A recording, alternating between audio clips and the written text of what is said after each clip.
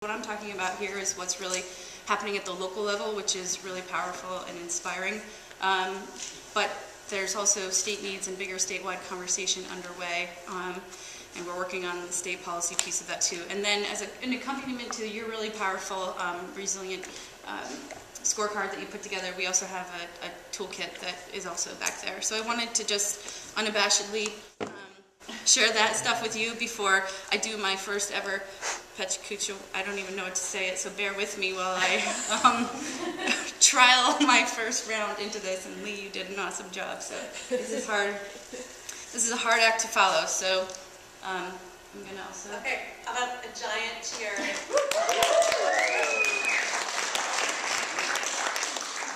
you ready? Yeah. Okay, here you go. So there are many reasons that communities are motivating to help their local governments, friends, and neighbors reduce their energy consumption and greenhouse gas emissions.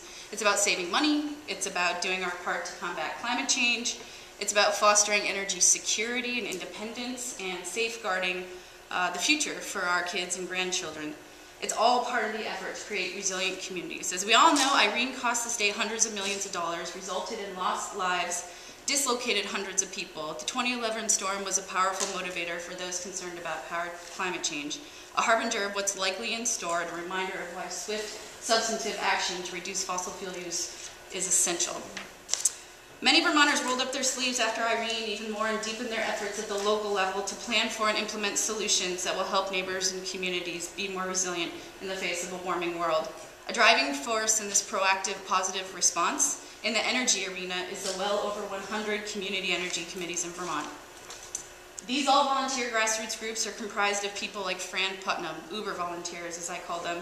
Many energy committees are appointed by and working closely with their local governments. They're undertaking projects in partnership with their municipalities, businesses, and organizations from Efficiency Vermont to the Agency of Transportation. I wanted to share a few of the stories of their inspiring efforts. Many of these grassroots groups start with educational efforts, putting together energy fairs and events to raise awareness about why transitioning off of far-flung, dirty energy resources is important.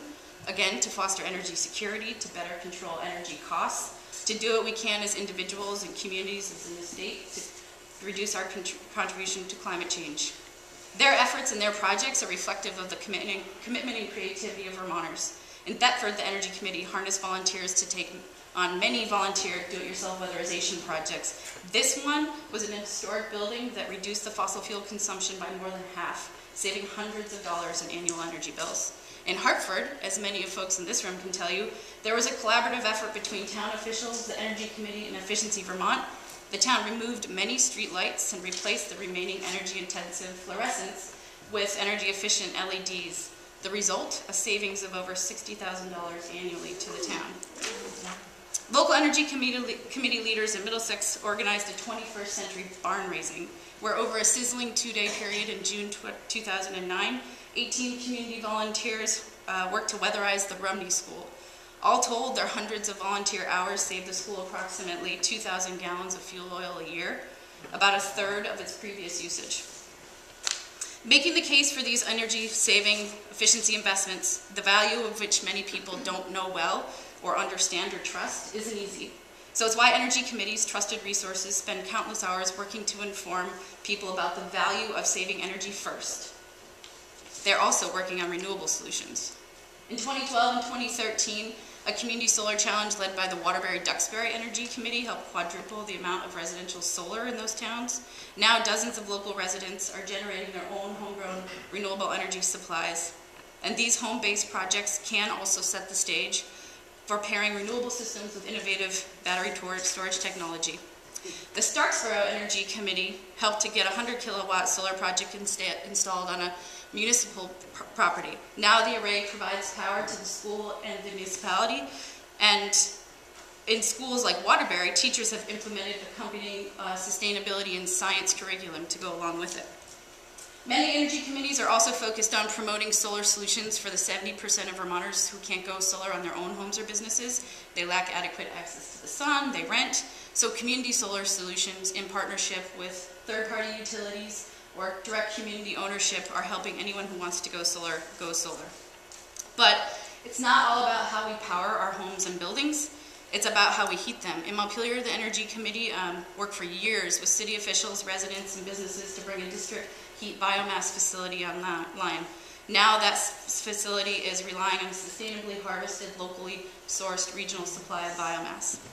It's also about how we get around. So tackling Vermont's primary greenhouse gas emission sector, transportation. Energy committees are working on bike and pedestrian projects and far more. But one of my favorite success stories is a partnership between the East Montpelier, Plainfield, and Marshfield Energy Committees. And in 2009, those groups worked with the Green Mountain Transit Authority to extend a transit line from Montpelier to St. Johnsbury. The ridership has been strong and steady ever since then, and the line serves about 50 people daily and saves approximately 2,600 gallons of fuel oil every month. But as we all know, resilience is more than just saving energy and generating it. As you know, it's about how we create communities that can adapt, withstand, and respond to change in a positive way. As it becomes more expensive to transport food from far-flung locations, more energy committees are thinking about what's on people's plates and how that fits into the energy and climate equation. So they're helping their communities grow and source local food. They're also thinking about how we grow, period. Through the local planning process, they're helping to balance multiple goals, ensuring their communities' fertile farmland and their forests are protected for a variety of really important reasons, from growing food to industry, wildlife, and energy. They're also building communities where people can walk and take transit or ride a bike where they need to go.